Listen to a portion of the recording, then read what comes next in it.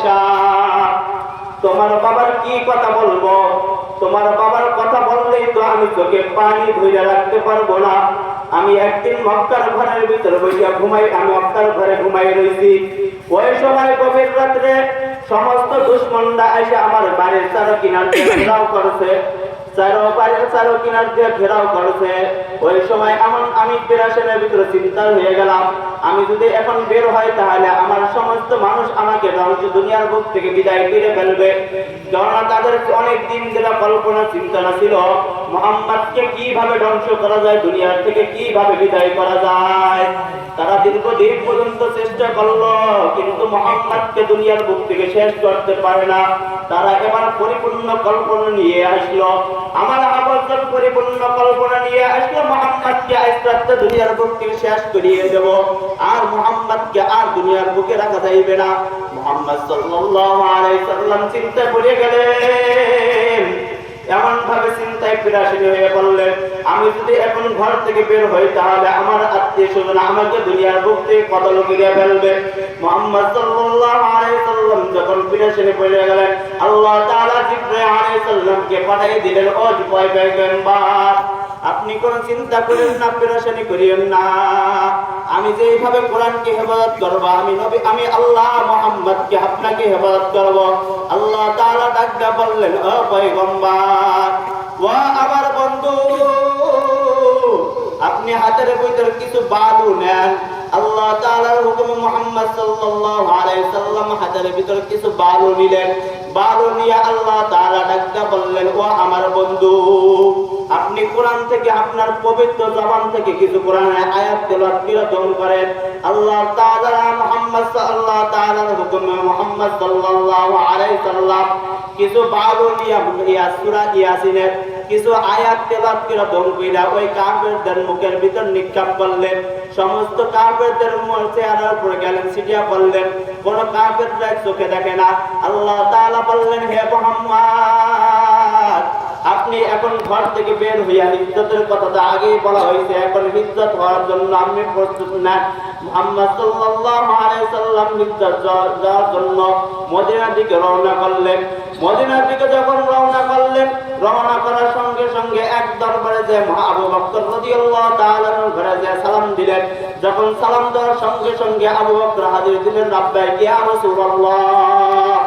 নবী আশ্চর্য হয়ে গেলেন, ও পয়গম্বর, নবী আশ্চর্য হয়ে গেলেন, ডাকতে বললেন, ও আবু বকর, এত গভীর রাতে তোমাকে আমি সালাম দিলাম, তুমি সালাম দেওয়ার সাথে সাথে তুমি লাব্বাইক ইয়া রাসূলুল্লাহ বললা, তুমি কি রাত্রে ঘুমাও নাই? আবু বকর ডাকতে বললেন, ও পয়গম্বর, আপনি তো আমাকে বহুদিন আগেই তো বলছেন আমি হিজ্জতের জন্য আপনার সাথে সফর সঙ্গী হব, তার থেকে ওই খোদার কসম, তার থেকে আমি একদিন রাত্রে বিছানার উপর পিঠ লাগাই নাই। আবু বকর মুহাম্মদ আল্লাহর নবী ডাকতে বললেন, ও পয়গম্বর, ও আবু বকর, আমি তোমার জন্য আমি কি করব, তুমি আমার জন্য এত পরিমাণ কুরবানি দিয়ে দিলা। আবু বকর ডাকতে বললেন, ও পয়গম্বর,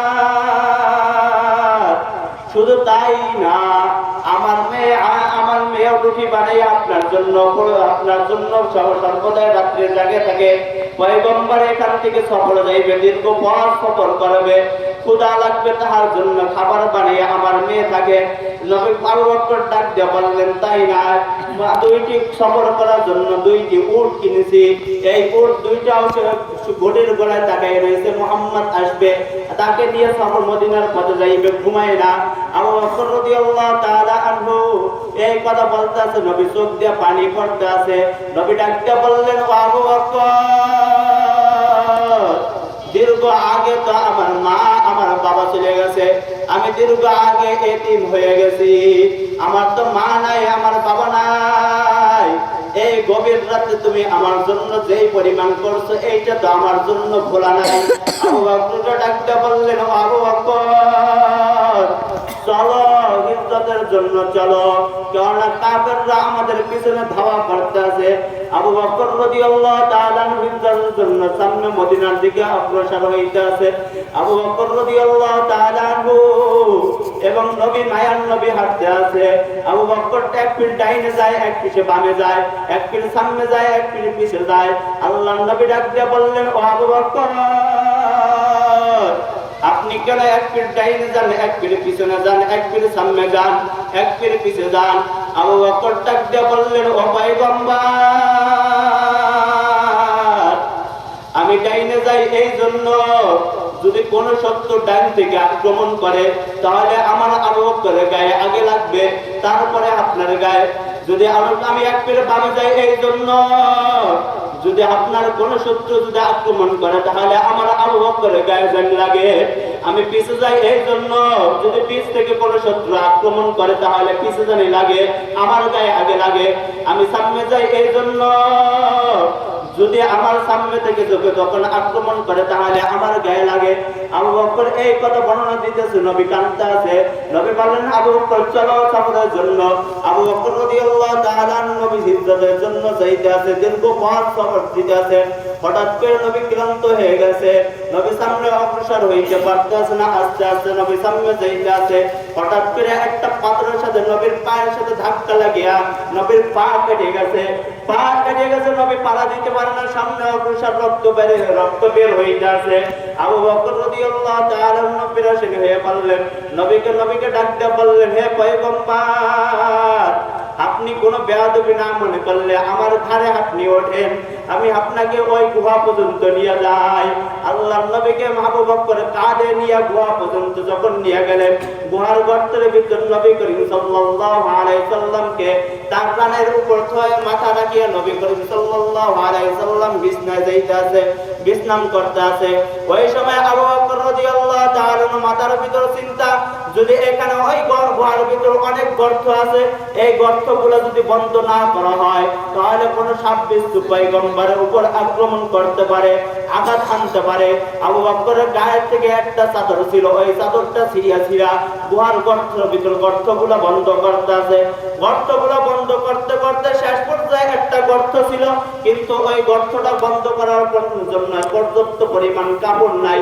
আবু বকর চিন্তা করলো, যদি এই গর্ত থেকে যদি সাপ বিচ্ছু বের হয় তাহলে মুহাম্মাদের উপরে আক্রমণ করবে, আমার মায়ার নবীর উপরে আক্রমণ করবে। আবু বকর নিজের পায়ের গুড়মুড় দিয়ে ওখানে ওই গর্তের ভিতরে ঢাকিয়ে ধরলেন। ওই দীর্ঘ সময় ওখান থেকে একটা সাপ ওই গর্তের ভিতরে ওখানে ছিল। তিনি ছিল, ওই সাপটা ছিল মায়ার নবী এখানে আসবে, আমি মায়ার নবীকে দেখবো। কিন্তু যখন মায়ার নবী ওই গর্তের ভিতরে চলে গেল, যখন বিছানায় আছে, সাপ সমস্ত গর্তের মুখের ভিতরে যায়, কোন গর্ত দিয়ে বের হইতে পারে না। সর্বশেষ ওই আবু বকর যে গর্তের মুখের উপর পা দিয়ে ঢেকে রাখছে, ওই পায়ের উপর আবু বকর ওই সাপ আস্তে আস্তে পায়ের উপরে হামলা করতে আছে, আক্রমণ করতে আছে, ঠোকর দিতে আছে, কিন্তু আবু বকর পা সরাইতে আছে না। সর্বশেষ আবু বকর সর্বশেষ সাপ ওই আবু বকরের পায়ের উপর সফর মারল। সফর মারার সঙ্গে সঙ্গে আবু বকরের গায়ের ভিতর বিষে জরাজন্ড হয়ে গেল, বিষ মাইকে গেল। আবু বকর রাদিয়াল্লাহু তাআলা বিষে ভ্রান্ত হয়ে গেল। হঠাৎ করে আবু বকরের চোখ থেকে নবী করিম সাল্লাল্লাহু আলাইহি সাল্লামের চেহারা মোবারকের এক ফোঁটা পানি পড়ল। আল্লাহর নবী ঘুম ভেঙে গেল। নবী ডাক দিয়ে বললেন, ও আবু বকর, আপনি কেন কাঁদেন? আবু বকর ডাকতে, আবু বকর কোনো কথা বলে না। নবী তাকায় দেখে আবু বকরের চেহারা বিষে বিরন্ন হয়ে গেছে। আল্লাহর নবী বোঝার কোনো বাকি নাই। আবু বকরের ওই পায়ের ওখানে নিজের মুখে লাগাই দিল। লাগাই দেওয়ার সঙ্গে সঙ্গে বিষ ভালো হয়ে গেল। এই কথা বিবরণ দিতে আছে হযরত আয়েশা রাদিয়াল্লাহু তাআলা আনহা কাঁদতে আছেন, নবী কাঁদতে আছেন। আল্লাহর নবী ডাকতে বললেন, ও আয়েশা, এই আবু বকরের এই একদিনের কুরবানি, আমার উম্মতের সমস্ত উম্মতের আমল যদি এক পাল্লায় দেওয়া হয় তাহলে সমস্ত উম্মতের আমল থেকে আবু বকরের আমল ভারী হয়ে যাইবে। আম্মা জান আয়েশা রাদিয়াল্লাহু তাআলা ডাকতে বললেন, ও পয়গম্বর, বুঝলাম আবু বকরের একদিনের কুরবানি আর একদিনের ত্যাগ কোন ত্যাগটা? আল্লাহর নবী ডাকতে বললেন, ও আয়েশা শোনো, আমরা আমরা যুদ্ধের ময়দান থেকে একটি যুদ্ধ শেষ করিয়া আরেকটি যুদ্ধের জন্য প্রস্তুত হইতে আছি। পরে দীর্ঘ সময় যুদ্ধ করার পরে মক্কার ভিতরে আসলাম। আল্লাহ তাআলা অর্ডার করলেন, হে পয়গম্বর, আপনাকে এখন যুদ্ধের জন্য প্রস্তুত হইতে হইবে, যুদ্ধের ময়দানে যাইতে হইবে। আল্লাহর নবী ডাকতে বললেন, ও সাহাবায়ে কেরাম, সমস্ত সাহাবায়ে কেরামদেরকে বলে দিলেন, তোমরা যুদ্ধের জন্য প্রস্তুত হও, যুদ্ধের ময়দানে যাইতে হইবে। আল্লাহ তাআলা অর্ডার করেছেন। সাহাবায়ে কেরামদের ডাকতে বললেন, ও সাহাবায়ে কেরাম, কিন্তু যুদ্ধতে যাব, আমাদের যুদ্ধতে সাবান নাই, এই পরিমাণ সাবান নাই, কি পরিমাণ সাবান নিয়ে আমরা যুদ্ধতে যাব? তোমরা যে পরিমাণ যার ঘরে যা আছে তোমরা আল্লাহর রাস্তায় দান করো। সাহাবায়ে কেরাম চিন্তা করলো, সমস্ত সাহাবায়ে কেরাম বাড়ির ভিতরে চলে গেল। হযরত ওমর রাদিয়াল্লাহু তাআলা চিন্তা করলো, আমি আবু বকরের সাথে কোনোদিন পেরে উঠি নাই, আমি আবু বকরের সাথে কোনোদিন পেরে উঠি নাই, আজ আমি আবু বকর থেকে সবচেয়ে বেশি দান করব আল্লাহর রাস্তায়। আবু বকর রাদিয়াল্লাহু আনহু, হযরত ওসমান চিন্তা করলো, আমি সবচেয়ে বেশি আমল দান করব আল্লাহর রাস্তায়। আবু বকর রাদিয়াল্লাহু তাআলা আনহু, হযরত ওসমান রাদিয়াল্লাহু তাআলা আনহু এবং সমস্ত সাহাবায়ে কেরাম বাড়ি চলে গেল। হযরত ওমর রাদিয়াল্লাহু তাআলা তার মালের অর্ধেক ভাগ আল্লাহর রাস্তায় এসে দান করিয়ে দিল। হযরত ওসমান রাদিয়াল্লাহু তাআলা মাল এসে আল্লাহর রাস্তায় দান করিয়ে দিল। সমস্ত সাহাবায়ে কেরাম এইভাবে দান করতে আছে। দান করার পরে সর্বশেষ আবু বকর রাদিয়াল্লাহু তাআলা আল্লাহর রাস্তায় দান করছে। আল্লাহর নবী ডাকতে বললেন, ও ওসমান, তুমি আল্লাহর রাস্তায় কি পরিমাণ দান করছো? ওসমান বলে, আমার সম্পদ থেকে অর্ধেক আল্লাহর রাস্তায় দান করে দিছি। আল্লাহর নবী ডাকতে বললেন, হে উমর, তোমার মাল থেকে কি পরিমাণ তুমি আল্লাহর রাস্তায় দান করছো? উমর বলে, আমার মাল থেকে অর্ধেক দান করে দিছি। কিন্তু আবু বকরকে ডাকতে বললেন, ও আবু বকর, তুমি কি পরিমাণ আমল থেকে পরিমাণ মাল তোমার ঘরের ভিতরে ফিরে আসতো? উমর রাদিয়াল্লাহু তাআলা চিন্তায় কোনো বাকি নাই, চিন্তা করা বাকি নাই, কেননা সবচেয়ে পরিমাণ দামি আবু বকর হয়ে গেছে। আবু বকর ডাকতে বললেন, ও পয়গম্বর, এই সময় যদি আমি ঘরের ভিতরে কিছু শুয়ে আসি তাহলে আমি আল্লাহর কাছে সফল কাম হইতে পারবো না।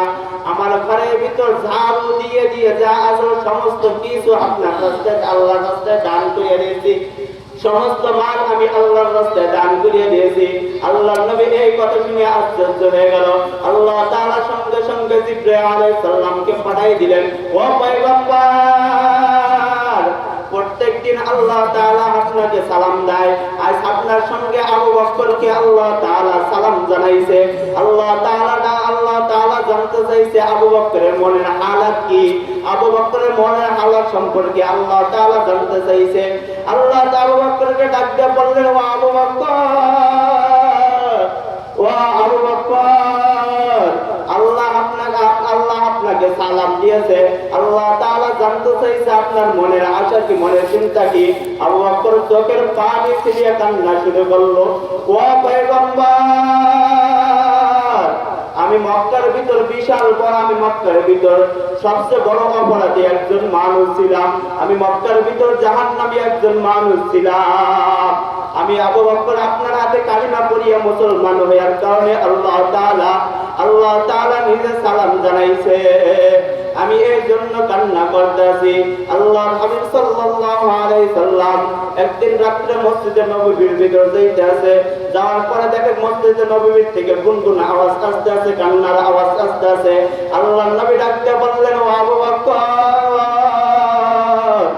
আপনি কেন রাত্রে নামাজে দাঁড়িয়ে গুনগুন আওয়াজ করেন? আবু বকর ডাকতে বললেন, ও পয়গম্বর, আমার তো ওই জাহান্নামের কথা স্মরণ করিয়ে গেছে, তার জন্য আমি রাত্রে নামাজে দাঁড়াইয়া গুনগুন আওয়াজ করে কান্না করি। আল্লাহর নবী ডাকতে বললেন, ও আবু বকর,